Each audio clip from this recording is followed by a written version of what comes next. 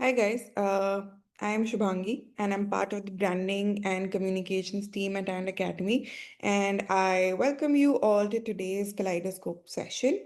Um, Thank you, first of all, for taking out the time to do this with us. And just, just for those of you who know about And Academy, and for those of you who do not, I would like to talk a little bit about And Academy and what is it that we do. So, And Academy is a one of a kind online design school, which was established by Indian Institute of Art and Design back in 2022. So IIAD, or the Indian Institute of Art and Design, is a brick and mortar design institute based out of New Delhi, Okhla, and actually comes from that pedigree.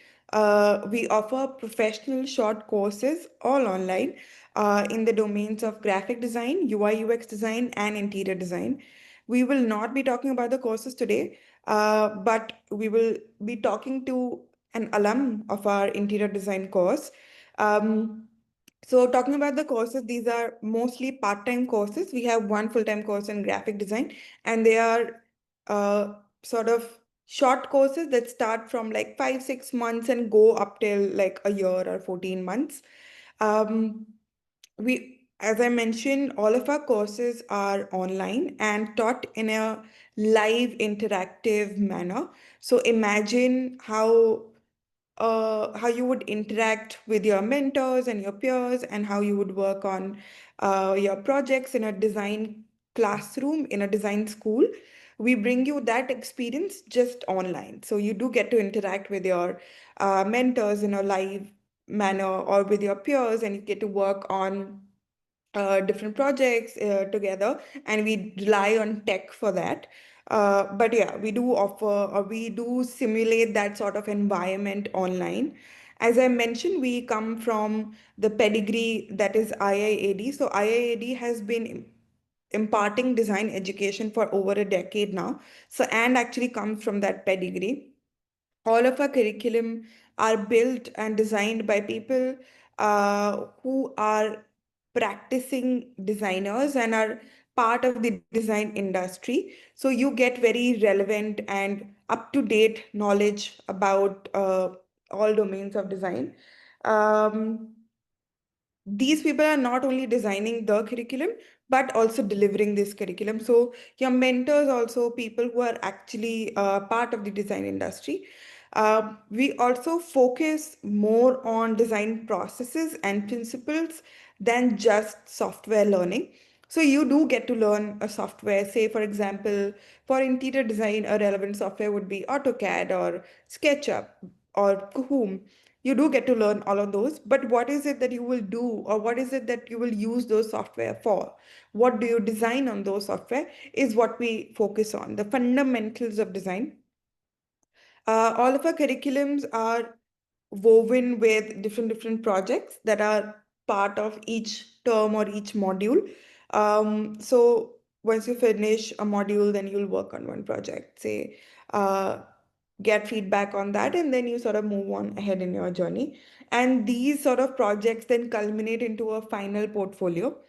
Um, and we also offer placement support and job guarantee on select courses, which is not, we don't offer a job guarantee on interior design, but we also do offer uh, best in class placement support. So our career services team will have one-on-one sessions with you, guide you how to build your resume, how to build your LinkedIn profile, do mock interviews with you, etc., etc.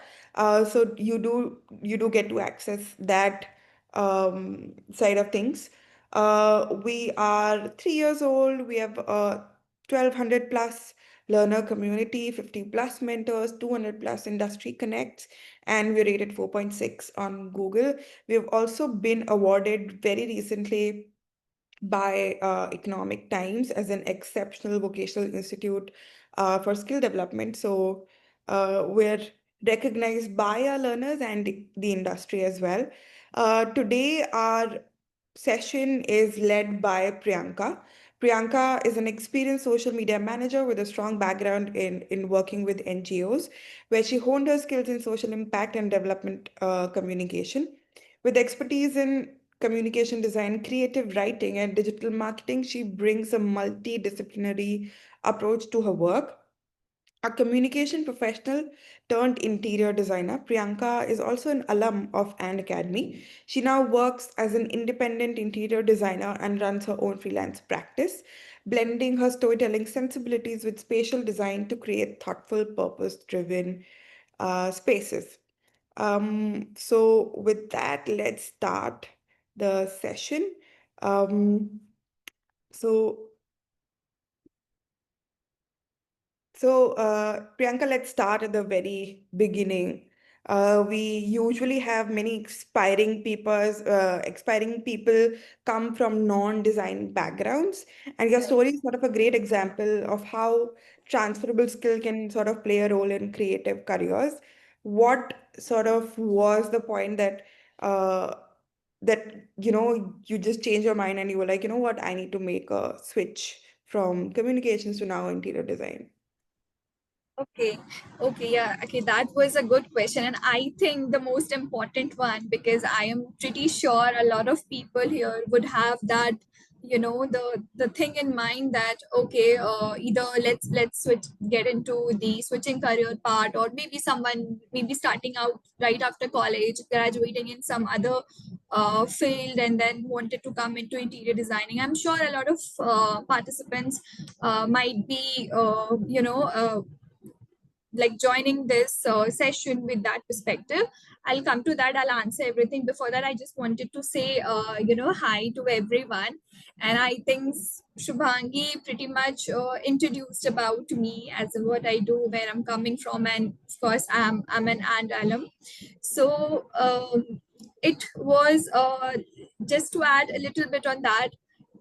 It's I am so glad that I chose, and that was the first thing. And I'll also be talking about what I learned and everything. But yeah, as Shubhangi mentioned, let's just start with the thing of switching my career. I started working all from the NGO bit. I worked in NGO. I volunteered there. From there, I divorced. I got into the PR field, but in PR and communication itself, I was also taking care of the branding, like overall the PR of NGOs.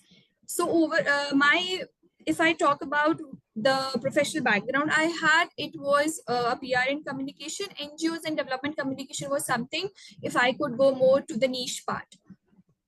How I came into interior designing. So interior designing for me, I had a dream attached to it. I would say prior to pursuing this course, I wanted to do, but for some of the other reasons, there were a number of reasons I couldn't pursue designing. But at the back of the mind, I always had that interior designing is something I would want to do as a hobby or as a course. But since I wasn't able to take it as a course, I was interested, and I was doing somehow on the sides as a hobby. And somehow it was more influenced by my father, because he was more interested into, he is a civil engineer, and he was a lot into the civil work. Although it's not entirely same civil and interiors, but somehow the technicalities, if you see, the measurements and everything, that was somehow, if things can be aligned with interiors. I used to see my father designing furnitures, me sitting with him and just helping with all the measurements and getting the furniture designed. So somehow it started to build from there. Once I got into a full-time job, I was financially stable enough, and then I was like, okay, now is the time that I'll get my long due dream back in the track, and I'll start with the first step would be to get a course. So then I started looking for courses, and that's how I made up my mind, okay, now this is the time, and let's come into switch my career in the interior design field.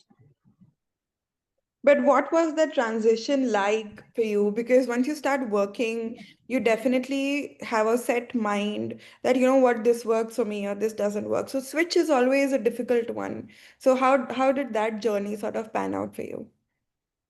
So, so far, it has panned out very nicely. I'm enjoying it. I mean, I am glad I took that decision because I literally, I was like happy, and I was at the back of the mind. It was also a thought that okay, I was little late to take this decision, but never mind. I'm glad I did that. So far, it's going great. I was enjoying my PR and communication profession as well, but interiors is something which I feel resonates a lot with my like personality, interests, which goes to the creative aspect, and more like and you know decoding what the other person is saying in this terminologies. We say what your client is saying, so decoding what they are saying, then just imagination, creating everything, imagination into into your drawings, and then in the execution you get that project in front of you. So everything, that's a process. You see what you imagine, you see that in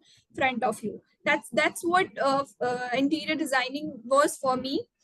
Simply thinking of a furniture design, and then just getting sketched out, and then making it, be it custom or any design existing in the market, everything. So I can see things in front of me which is there, in my imagination, the creative things, the creative juice is flowing in. So overall, so far it's going great. Okay. So this sort of segues into my next question. That once you've sort of made up your mind that you know what, this is something that I want to pursue, how did you get to this decision that you know what, I want to pursue my education with and academy, or what sort of made you choose and academy for your education? Okay, so as every learner, student who wants to get into course, not interiors, I would say any course, they have certain parameters that okay, XYZ are the things. If all these things are like checklisted, here is the institute or the college I am going for. So in my scenario, I had three four things, and perfectly and was a perfect fit to all of it. I'll mention those. The first thing was I was into a full-time job, so I was looking for something part-time and distant. Distant, I mean, if not even part-time, at least online and distant, so that I can manage both. Because initially, I was not looking forward to, completely take up a course and then, like, after leaving my job, I wanted to handle both and gradually take a shift. So this was the first thing. Second, I was not looking for a recorded session thing happening, which is happening around with a lot of courses. I wanted something interactive, something like I can, yeah, I can see what mentors are trying to teach. I can interact with mentors in a way. So when I learned that and has a live classes thing, so again, another checklist happened. After that, did of course a long-term course. I was looking for a diploma, so and had a perfectly timeline diploma course, which I feel is perfect, because providing, and also the course structure was the most important thing. So I did my research. I did went through a lot of institutes and colleges with promising different um, topics, like we will cover this, we'll cover that, and you'll learn this software, that software. And it was like, but at and it was more of a structure which I feel balanced course structure, which was completely industry ready, as to what industry is demanding.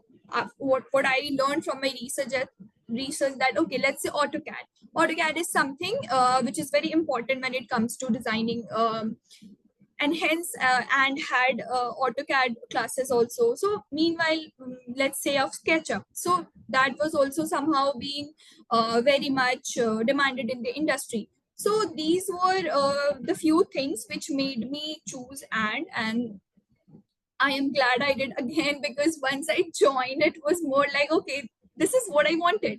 I can interact with my mentors. I can have all the guidance, all the um, uh, we also have like CDS here. So I've attended few CDS. So in that CDS is the career development sessions. So on that bit also, I was like, okay, I'm getting a guidance. I'm switching a career. I definitely needed it. Apart from the motivation, you need guidance, and that is for sure. So that was also be, I think, a bonus point here. So these are the major things which bring me to MAT. That's really, really good to hear. And did the program sort of support your pivot? Uh, because that's what Anne sort of set out to do. That, if people are wanting to upskill, to pivot, or like to kickstart their careers in the field of design, we should be able to help them. Did the program or did the course do that for you? Yes. So to answer this better, I'll add a little bit on the on my journey also, not like how I started and where am I now and how I have applied everything I've learned, how relevant it was for me. So I ended up taking design projects in the mid course itself. Like once I was done, since I took diploma at and so once I was done with my certificate, I started up taking design projects, but those were not execution, since of course I had a time management issues earlier because of a full-time job. So I was just taking like a design project wherein I used to reach out to client and get their space measurements, their floor plan. I used to make redesign and just share the design with them, and just get my uh, payment and everything done in that way. So it was just a design thing, but I started right after certificate. Once I completed the course, I learned more about the softwares and BOQs, bill of quantities, which we do vendor management. These are all again a very important aspect of an interior designing, because interior designing is again not only limited to designing. There's a lot more happening, and if you will see, it's a broader term, because there are various profession which comes together to bring like your one design into reality. So to understand how vendors work, to understand how contractors function, how retailer works, and how the material, how engineers, carpenters, and there is a lot in the industry. So it was like this everything you will learn about this in the execution. So once I was completed with my diploma, I got into full-time execution projects, and therein so far I've done commercial few, and residential is like my niche which I've been working on. So far everything I have learned at and be it Kuhum, and to be honest, till date I still use Kuhum. Of course, AutoCAD and SketchUp is something I do, but Kuhum, till date I do that and I use that. Be the softwares, be the learnings, as in, since I don't come from a design background, it's all from I learned it all from scratch. So even the elements of design, principles of design, basic simplest thing from the interior design industry, I would say everything made sense once I stepped out in the market. Okay, this is something my mentor taught me. Okay, this is how it is applied, and trust me, those things were really impactful, because I got in the second project I worked on, I got it from the feedback from my client came in saying that, okay, you did our project under budget, but it's like we were expecting that it will go, we will have a high cost to it and anything, but the way you have built it, it's so soothing to our eyes. I mean, I that was my second project. I was not expecting a compliment because of course little underconfident as to this industry is huge and there are great designers out in the market. But then when I used to sit over the feedback and just think, okay, that's how my learning is coming into picture, that's how everything I've applied, and hence I've got this. So be it, I've mentioned about the softwares, I was talking about the teachings and the material learnings and everything. So everything I learned, for me it is like I learned ABC, A to Z of this entire design. So I am applying it here. It's going great. By the time, by the trend, it's definitely a thing that you'll have to, like, upskill yourself. And that, and in interior sector also, the trends keeps on changing. It's not fixed. So whatever I've learned last year, that is definitely being applied. But I do keep updated myself with the trends and everything to get more onto what client is trying to convey and what is their requirement. So Right. yeah, that's pretty much. That's a wonderful story and wonderful anecdote that you shared, that your client was already satisfied when you worked while you were in your course. Yeah. Because you've also mentioned about being underconfident, and there is this sort of anxiety that, once I hit the ground running, what is it going to look like for me? So, what did, just like right after graduating, now that you were working on your own by you setting up your practice, what did first couple of months after graduating look like for you? Um, how did you land your first few projects? What outreach methods did you use? Yeah, so that. Okay, so okay, how does it feel like? It was, of course, I was quite nervous. I was confident enough that okay, I do have a knowledge of certain things. I can, deal clients. I can deal other people like carpenters, vendors, and everyone who is involved in this entire project completion or anything. I was confident enough for that, but again, no client is same. I'll tell you. Like, I have worked on a lot of clients till date, and everyone functions differently. Some people can be very sweet to you, and some can be, like moody, cranky. It depends. Like, none of my client I have felt that is, similar to the previous one. So that is something I am telling as a conclusion today. But when I started, it was more of like, mujhe nahi pata what kind of client I'm gonna get. So that was something, I was nervous, but it was like I was firm that, I want to get projects. Initially, I was facing challenges, but how I landed my first project was mostly through a contact, because through a contact, in a way that I used to market myself, to be very honest. I learned designing and completed. I used to go to my friends saying, okay, now I'm a designer. I do this, I do that. See, these are few of my projects I've made. These are some of my academic projects I've worked on. So if anyone is looking for a designer, um, to be honest, I added a designer who works on a low budget. I am the person, because I was very much clear that I wanted to start as a freelancer, and not work under a company. I wanted to learn everything about design. So I just took this path of freelancer. So that's how I used to, like, market myself. I'm going to a function, I used to say, okay, now I do this also. If you need any help, just reach me out. And project, that's how I got, that was through some of my extended friends. They told someone that my friend is a designer now. If you want, she can renovate your home this way, that way, etc. Then I had my first meeting. I was so nervous, but I had my first meeting, and then that meeting went good. That client was that client was great, and the design work wasn't a lot. It was, like, a simple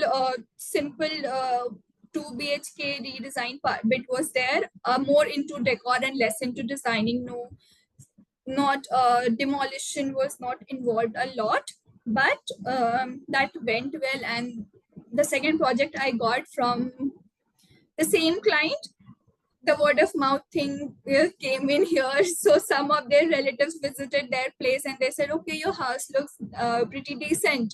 It looks beautiful. Who has done it? So that's how I got my second project. It was a small project. I've got small projects initially, But that's how I got my, and that's how the thing, came into practice. But of course I didn't stop myself there. I Word of mouth is of course one thing, marketing yourself is another. I still, now I what I do is I reach out to potential clients by myself. Now that I have a entire process, entire, uh, pitch, I would say, in structure. So now I have started pitching to my clients. Okay, let's discuss. If I go to some events, networking events, I just try to place myself. Ki, my designs are good. Why don't you? It sounds little that okay, but if I won't market myself, who else would initially? So that's the first thing, and I think that will sustain till I am in the industry. So that's how it is. So, Priyanka, I think you've answered some part of my next question because freelancing, as you said, that you wanted to do everything by yourself and learn everything about this freelancing bit and business. Uh, Yeah. but there is a lot of learning, but it's also liberating at the same time and very, very uncertain at the start. Yeah. What was your motivation to start as a freelancer, rather than, having a steady job as a design firm? Okay, I think my motivation here, I would definitely share, but I think this can vary from person to person. It's more of a personal opinion I had. I have had a full time job, right? And I have seen how, I mean, from sector to sector, the work may differ, but somehow a corporate structure or something, it's little bit similar, or like on built on the same base. So a job thing is something, I was literally like done कि अब मुझे interior में I don't want to get into a job thing. I'll explore everything on my own, and also from my peers. This might not be true. I am not like, I don't want to say that okay, this is 100% correct. But a few of my friends who are designers, they have also worked previously in some or the other firm. They were like, Priyanka, if you want to, ultimately I have a plan that I'll have my own space later on, like my own firm later on. So in that situation, I got few suggestions from my peers who are into the designing industry since very long, and they were like, if you want to have something of your own, uh, rather than getting into a firm and then growing in a decent phase, or you say a slow phase wherein you're understanding company structure, their working structure and everything, you why don't you try and explore everything yourself? And I like, thought thought to it, and what I came that conclusion I came into was, okay, if I reach out to clients by myself, I'll make good connects. That I am not sure if the project will turn out or not, but at least I will have contacts. If not today, after 2 months, after a year, I can get the client converted. So that's how, that was just a bunch of thoughts. And of course, since I wanted to practice everything on my own, learn everything on my own, um, I learned from laborers. I learned it from the contractors. I'm till date I'm learning. I knew there was a lot of technicalities when you come to site, and those things are, I think, the site labors are the best teacher for that. Nobody can So teach you that in a classroom. You have to be on site. yeah, definitely, and nobody will teach you that. Labors will teach you that there. So those are few things which I thought upon. I gave a deep thought to it. It was not a decision I took in one night. It was like a month I took by learning designing. Then I was like, okay, let's start with freelancing.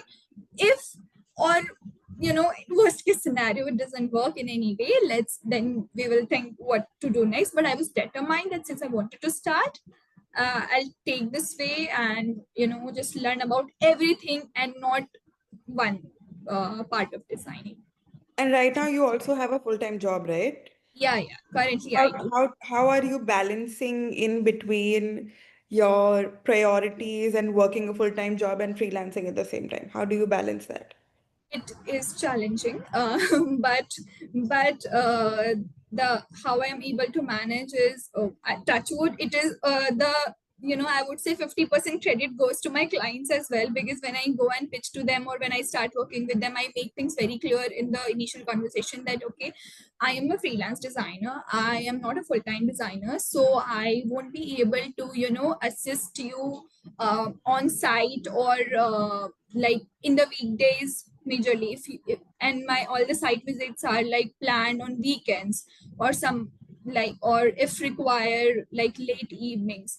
But that's how, like, the first thing is I make things very clear to my client that weekends are for site visits. All of the design work, all of the documentation, all of the budgeting, that's something I do on my weekdays. So overall it is balanced. Also, what happens, the difference I would say, someone who is owning a designing firm and working as a full-time, let's say a designing firm or a designer who is working as a full-time interior designer, they might complete this some project, let's say, let's X project in 45 days, a month or two, let's say, let's assume. But for me, my timeline functions differently, since I'm working as a freelancer. I outsource my labors when required and everything. So in that scenario, I make things very clear that if this is the like if my client has a short deadline, I say that I can't work this on this deadline, I will need time, let's discuss on that first, and then we can come on to budgeting and everything in that. So my priorities are very clear. I'm not rushing into things a lot. I'm learning, having a good relationship, a good bonding with the client, and making things work out nicely from square one to last. So that is how it's happening till date. Right. And you've already spoken about the first project that you got, which was during your course only. But what did that project teach you? What was the difference in between what you were learning in the class and what you like what you did on site, or what was your learning? Was there a difference? Okay. Difference. There was a difference a little. I'll come to the difference part, but I'll also talk about, I'll combine that with the challenge thing also. I'll tell you first of all, as in, the biggest challenge I had was while I was studying, and we at and we were also working on two demo clients, and one was for the residential and the other one was for the commercial project. So two demo clients I've worked on, but there the scenario was like, somehow I was working on a in a comfort zone, that okay, this is the client I chose for my project. So this plot looks nice. I can work on this, on this floor plan or on this plot according to me, and itna koi execute nahi hona hai. So you were not having a lot of mixed thoughts. But when it came into a real life client, my first client was no, I'll talk about my second client. I'll also try to show a floor plan of it. I'll show you that. But here, it was a third floor house, and it had almost it was 800 square feet around the area was, and they have one bedroom, one washroom, and a one long living room. The house was quite old. The brief was to make it feel like a 2.5 BHK house. So I mean, I was just wondering, okay, I mean, for me that was a very different project. It was my second project actually, and it was a very different, the first project went up very nicely. That was not a, I didn't had a lot of challenge working with them, or in the site also, everything was at ease. But second was most challenging, hence I'm talking about it. So I was like, okay, that's a lot of civil work involved here, because a lot of demolition will, happen, because we are literally restructuring everything and making this one room, one living room, that too rectangle, and then having divided into bedrooms, adding one more washroom, and a lot of brief. So for me it was little chaos, that okay, इतना छोटा washroom निकल जाएगा, इतना छोटा kitchen हो जाएगा. So these things, and since it was an execution project, this thought was not there while I was working on an academic project. because we knew that of course practically we have to think practically. We were thinking, and like I was also doing all kind of SWOT. Okay, these are the strengths, these are the weaknesses. Okay, we can get onto this opportunities. What are the potential threats? A lot more thing, but in real, you have real person talking to you, a real person countering your suggestions, countering your ideas. I showed them, I think in this slide, I showed them four options, four floor layout options. Initially, I presented two, and on both of them, they were like, no, these are not working. Let's just drop this. But I was like, no, okay, I have more options. Let me come with more options. Then it was the fourth one which got finalized. That is somehow, so majorly I'll tell you, the major challenge was to face real people, and then in the execution part you'll have to face real labors. Also, as a this is just an additional tip that female designers, when you come into site, there's again different challenges there, because some laborers don't listen to female designers, so that was a different sort of challenges happening. But of course the project went good, everything was completed. We tried to cut a lot of demolitions, like let's not destroy बहुत सारा कुछ हमने कोशिश किया. The project went well, the client was happy, and I was also happy. So that's how, that's our these are the like the major challenges to what academic and real life projects works on. So But I yeah, but yeah.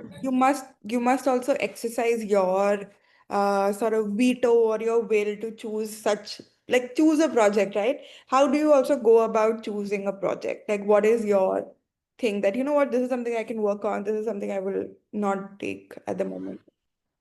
Yeah, okay. So I think I was, talking about while I was talking about my freelance journey, I mentioned that, there are two, three criterias. I discussed that with the client on like priority basis. Ki let's just discuss on this, which is like I'll take little more time as compared to any other designer.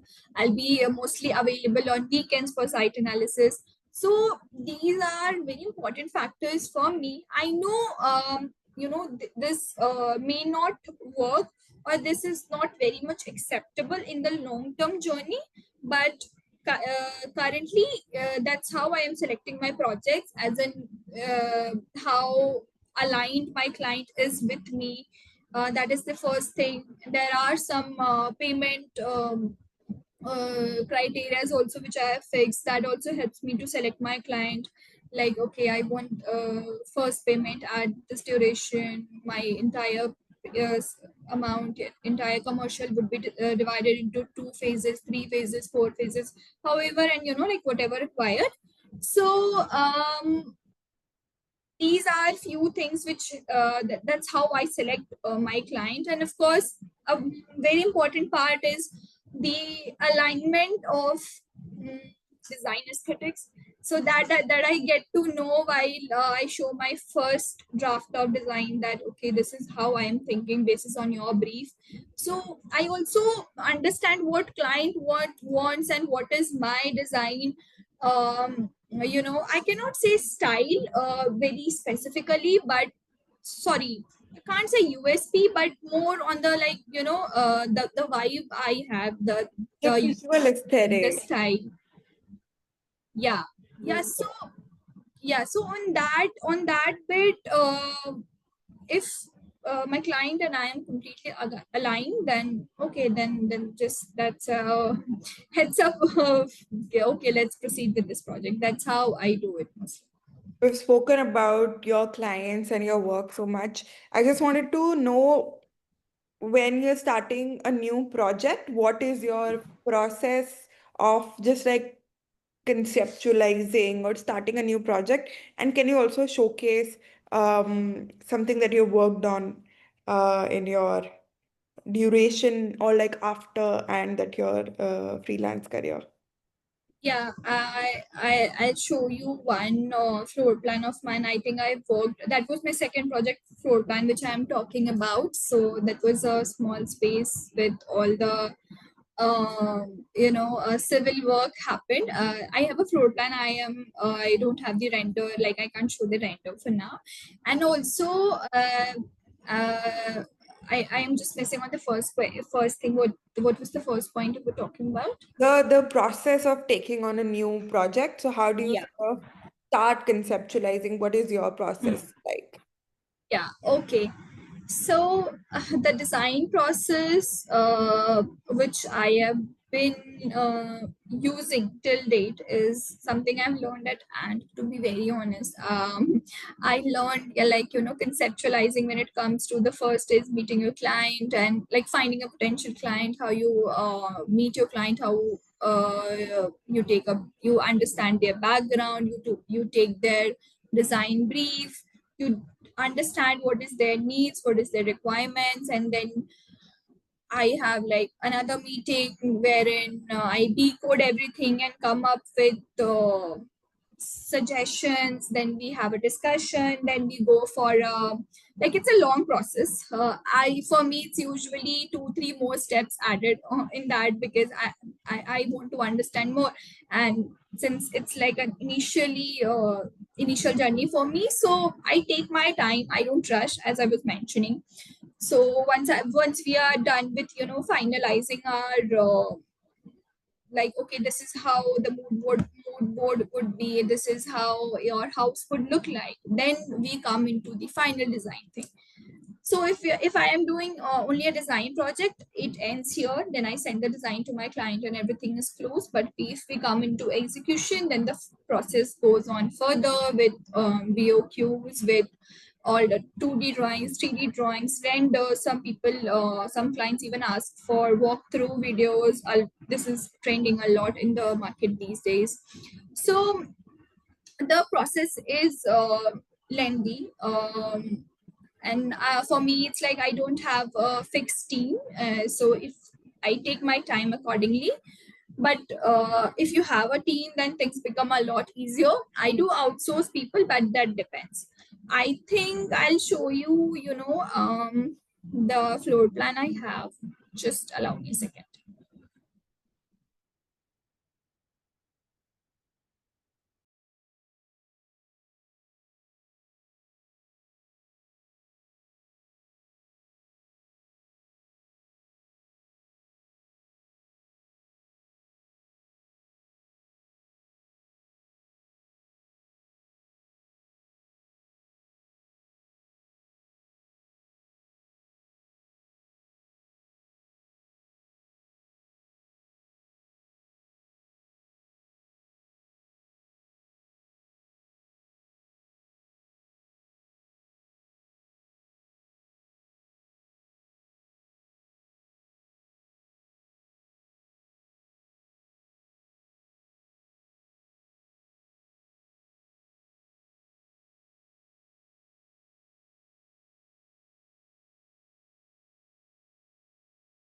You also want to talk about what the brief was and what is it that you did? Yeah, I hope my screen is visible, right? Yeah, yeah, yeah, it Yeah. is. So project I was talking about, which was on the third floor, and it was just a bedroom and a long living room area, which they asked me to break into a 2.5 or somehow near to that. So that's how I tried to take out 3 bedrooms here. There was one more. This is like there were 4 options here. So again, they wanted a washroom. They wanted a kitchen with a balcony. So there were a lot of demolition work in this project. We extended the balcony also. We had an empty space in between, like right after the staircase and the balcony they had previously. So we broke that space. This is like the revised floor plan. So we broke that space and we combined to make it a balcony, and we tried to take out one small room and two like decent size room. So that's how this is something I've worked on. The client was okay with it, the client was happy, and so I was. So this is like my second project which I was talking about. I wish I could have been allowed to show the rendered images. It turned out really nice. We used some like a lot of decor pieces also, and of course a lot of changes with the furniture happened. The L size, the L shape sofa we used, then how we reduce the bedroom size. We try to integrate the smallest bedroom with a wardrobe and a bedroom, like a bed, and how the plumbing connections and everything. I'll tell you, there were challenges because there were houses, right? It's a project from Delhi, so they had the one wall of the main wall of the house was attached to another wall of someone else's house. So a lot of construction challenges were coming in, and I am pretty sure, like, a lot of people who are living in Delhi, they can understand what I'm trying to explain when I say the main wall was attached to the how house from someone else's house. So basically this is the floor plan. This is I proposed there were four other options. This is something they were okay with. And just yeah, so basically this was my second project. After that I got into a lot of good projects. I worked with one of my designer friend on a villa project that was like a duplex. That was a great project again, but a lot of things happened in that also, but that was a project in partnership. So there are a few projects I worked in partnership also, not solely. So that's how pretty much how my selection things work and how I worked on projects so far. Right. Do you also want to show some of your and works so that you can talk about conceptualizing? I have something I'll show on the residential bit. Just allow me a second.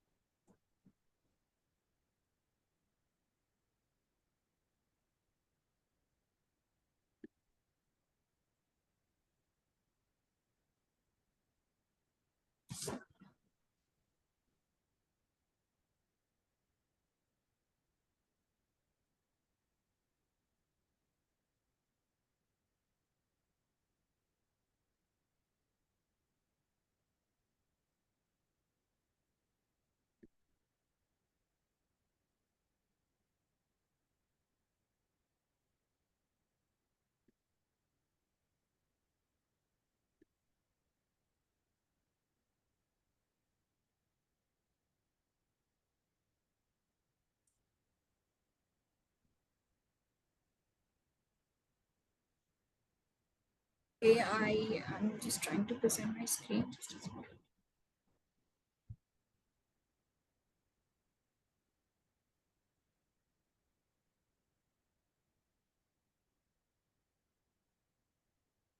Yeah, I think my screen is visible, right? Yeah. So this is the module project which I've worked on at and this is like an entire presentation. We built it for our module 2, which was first demo client for my residential project. And as I was talking about, client understanding the client's background, and that's till date that's a design approach I follow. So here we worked on this slide, which was again understanding your client, as in their background and what profession their family is, and what are their kids doing. Are they like elder kids? They're still young, or are they doing a job or anything? So everything becomes important when you design a space, because especially in residential. Commercial has different parameters again, but in residential, because it's more the one brief every family will give is that I want to feel this space like it's my home. So you have to decode what's their home, how does their home should look like. So in that matter, you have to understand in and out about your client. So this was the first thing which we did, and then I understood their needs, as I was talking about bifurcating their needs onto what is functional, what is emotional needs. This is the project I've worked on. This was their bedroom and a bathroom, which I worked on. So existing plan, then the home plan, then the real site picture. So this is the approach I still follow with my real to like clients from my freelance work. This is the bedroom layout. We understood their brief. We broke it further to further details and preferences. This is like a mix of what client wanted and how I added my design expertise to it. So it is like a combined package which I provide to my client. Then I was talking about the mood board thing. Of course, it always comes in options. So this is like mood board 1, 2, and this is 3. So they wanted something in the bohemian bit. They wanted more on the greens. They wanted browns, calm, cozy. So these are the mood boards I created. I still do create mood boards for my clients, and keep them customizing, according their requirements. After that, as I was talking about my previous project, also there itself, I provided like 4 layout options to them. So here also it is more like 2 options I've worked on. The third one is with Vastu. I don't take care of Vastu a lot in my today's project, but I do understand about the Vastu because we learned it at and also. But for Vastu, if my client has an expertise, they mostly prefer them. Here I have the approved layout. I'll just quickly take you through, like, this is the design process. Then I give them options with, lighting options also. Then they have like, okay, now this is your mood board, you'll have 3 lighting options. So apart from that, I'll take you through the final render. So these are the final renders for their bedroom. These renders are all generated from Kuhu. On the right side it is of the bathroom, and on the left these are the bedroom renders. I was talking about the bill of quantities and like call out sheets. So this is something which we provide our client with, because this is mostly where you will include, what kind of surfaces, specification, size, and this is also helpful for you as a designer and for client also to understand, okay, that what all things are gonna be involved and required while you are working on their space, because they don't that mostly client does, but on most of the cases they don't, because they're like कि क्या ही काम करोगे आप. So you have to show कि कितना effort जाएगा, कितना काम होगा, why are you charging, what is the market rate of the material, and everything. This is the furniture call out sheet which I prepared back then, and I still do. Then these are some before and after images. So this was a demo client I've worked on, and this is my first project, first design project at and so I was very proud of myself for this project, because I started it all from scratch, and coming um, understanding the software very nicely, and then designing something like this was a great achievement for me. And then that's how the confidence boosted up, and then I started taking up more projects. So yeah, that's So pretty we'll much do about, yeah. we'll do a quicker thing now because we are almost touching time and we want to Yeah, take yeah. questions. Um, so we'll do this in more like rapid fire mode. So because we have spoken about work, we've spoken about conceptualizing, we've spoken about how Yes. to get clients. So you have already mentioned that you use these call out sheets. Are there any sort of specific tools and systems that you rely on to make these call out sheets or BOQs or stuff like that? Okay, so for BOQs, I use a template, and that is I've bought that template from Easy Design. So it's a platform. If you'll just Google it, you'll get it. So the person also, they also have an Instagram handle. So from Instagram, I reached out to them and I got their template, because that was something I was really looking forward to. I still use that for BOQs and for project timelines. Since I only take care of my project management thing, Excel is something I am very comfortable with. Hence, I'm using it, a very simple format, not a very because let me be very honest, in commercial project things get a lot lengthier, but in residential Excel works great. Cool.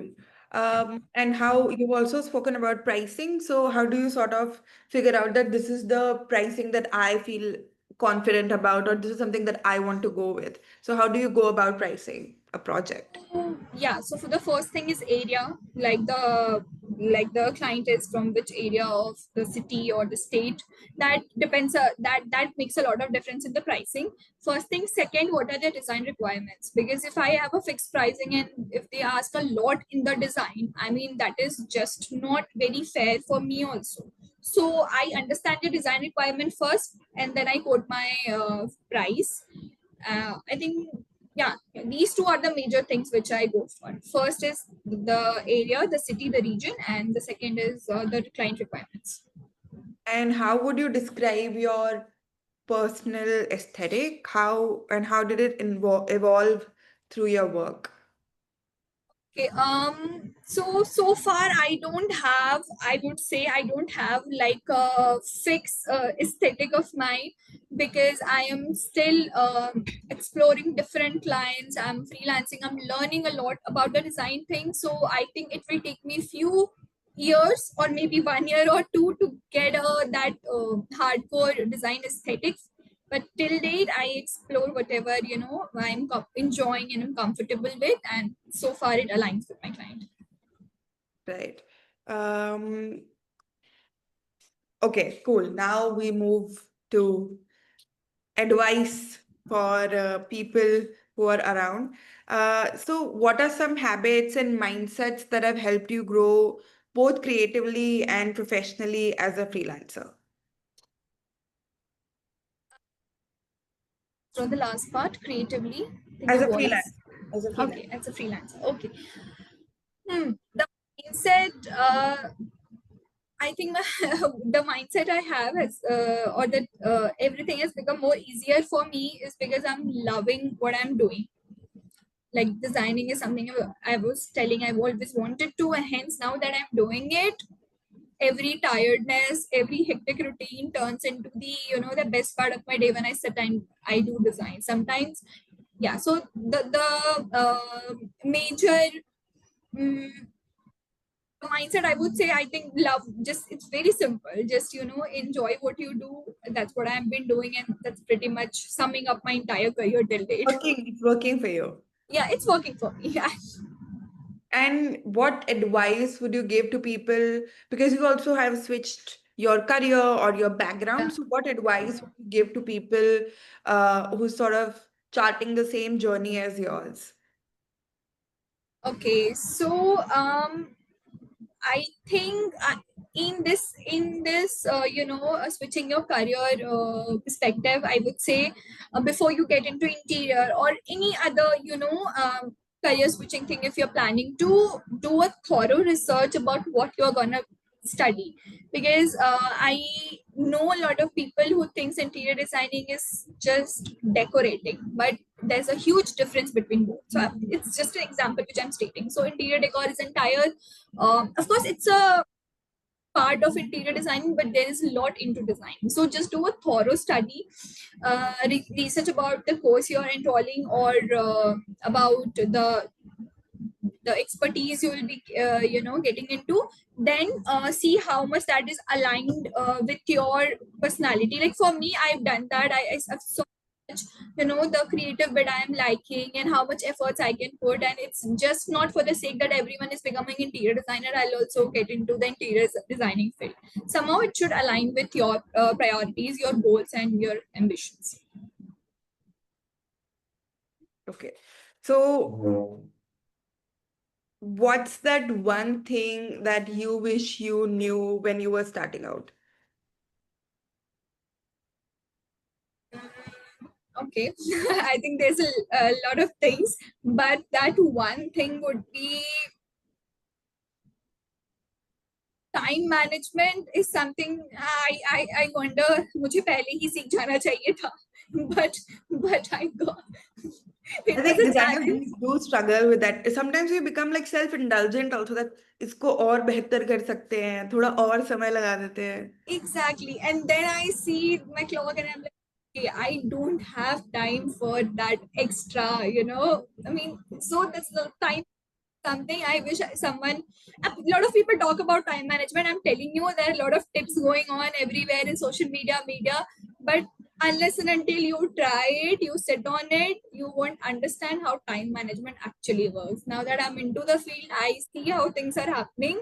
Some days I do struggle, but of course I somehow find a way to, come out of it. Thank you for answering all my questions, Priyanka. I can see already that people have put in their questions. So I would now we'll keep it quick. We'll keep it short. Yeah. But if you have any questions, you can put it in the Q&A box so that we can answer it systematically. Um, Somebody is asking, how does one stay updated with constant changing trends? Okay. So the changing trends, what's working for me so far is social media and social media both. If you're into reading magazines does work. You have a lot of magazines from architecture and design field. Not like not suggesting some specific magazines, just go with architecture update, interior and designer solutions, and also learn about the brands, because sometimes what happens, brands adapt the trends and sometimes brand creates a trend, right? A designing trend. So let's say Marino is something famous for laminates. You have Somani for ceramics. These are some brands I'm naming. So if you try, just keep a tap on few of the top brands. Kajaria is one you must have heard. Then in decor you have a lot of like Home Center, lip space and बहुत सारी है. So just keep a tap on those. Apart from that, constantly stay updated through social media. Follow interior designer, architects, and content creators, influencers, because they are literally bringing out great stuff in their pages through their research. So you get to know a lot is happening in the industry. Right. Um, Falguni is asking, how do you decide the timeline for the final deliverables for your initial projects when you were still having a full-time job and only working in the evenings and weekends? How much time do you take to complete a 2 BHK design and delivered? Okay. Okay. See, this question is little subjective. I would say why, because how much I can give you a range. Because the two BHK design is it depends on what your client is asking for. If someone is having a lot of civil changes, then it will literally take time to bring on a civil like engineer on the site. He'll do an analysis, then he'll suggest what to do, then the entire thing will break, it will be rebuilt. So what client wants basis the requirement, I decide my final deliverables and the timeline for the same.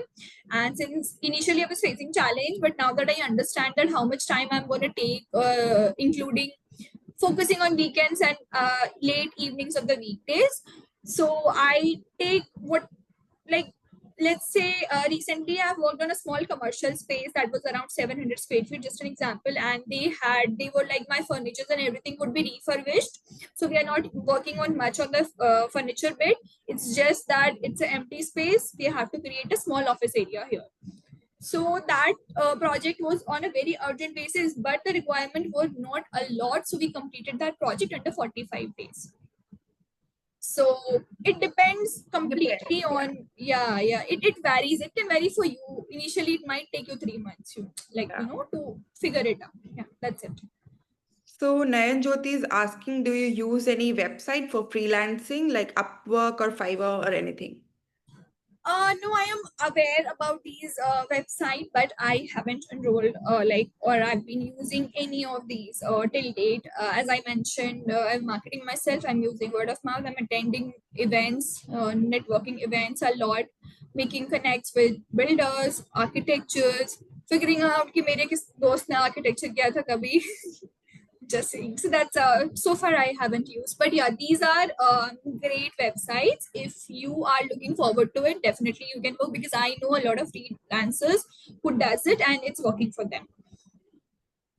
Somebody's asking, as a designer, should we prefer to use light mode over dark mode while designing for the general public? I think that's a very subjective choice. It depends on your client, I think.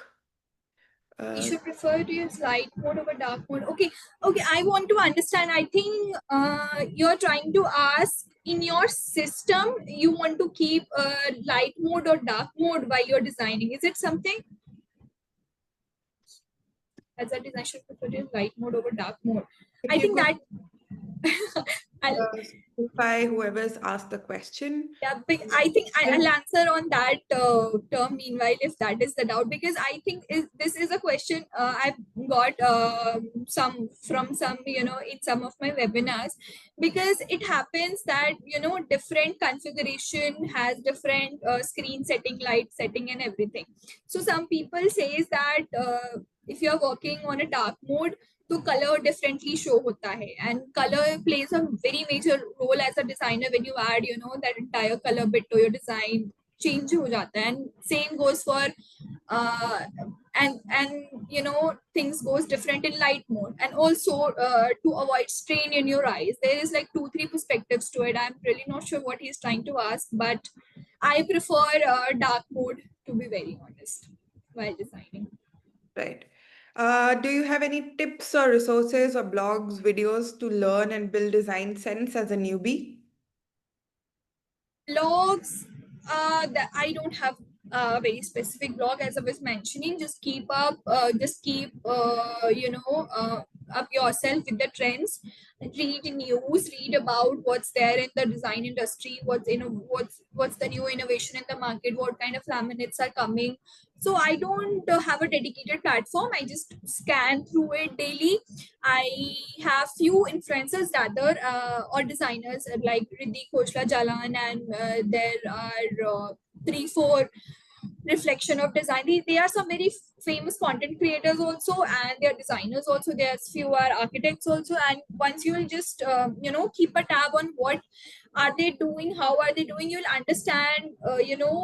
Even a simple bedroom design, they break it into very simpler things. So these are like small things which you can keep a tab on to learn as a newbie.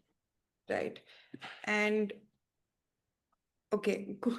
What are the software you use to create a plan and deliver? I use AutoCAD. Yeah, we lost your voice. Yeah, yeah. Better, yeah. So I use Kuhum, I use AutoCAD, I use Sketcher, and apart from that I also use Photoshop. And Photoshop depends as and when required. For mood boards I mostly use that. So far these 3 softwares I am like till date it's working for me. And how often do you attend design expos?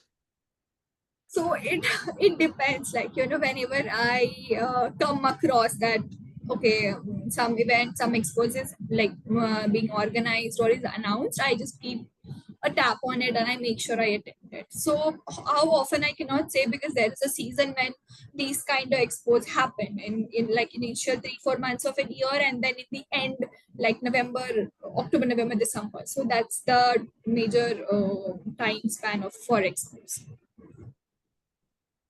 Great. I think we've answered all the questions, Priyanka. Good job. Good job. Record time. 8:10. That was a rapid fire. But thank you so much for doing this for all our learners and people who sort of look up to sort of being in the position that you are now, Priyanka. And I wish you all the best and uh, all my luck to you that you do best of work and you do more and more of it. Yeah. So yeah, all the best for for your endeavors. And thank you, everyone who stayed around till the end of this session. I hope you had some fun and did learn also something while having fun. So, yeah, with that, I say goodbye. Priyanka, do you want to address the audience? No, but at firstly, thanks a lot, Shubhangi. Wishes me, a lot to me. I really need it. And guys, thanks a lot, for being patient. And literally, I took almost 1 hour of yours, but I just hope I shared insights that were like, really helpful for you. And somehow you were able to grab something which is very relevant for you. And just all the very best. If you're looking forward to enroll yourself for a design course, I think this webinar was a sign. Please go for it. But if not, then okay, I would suggest let's start making up your mind. It's fun. So that's pretty much what I want to say. Thanks a lot, guys. Thanks. Thanks so much, Priyanka. Thank you, everyone, Thanks. for joining. Good night. Bye Good bye. night. Bye.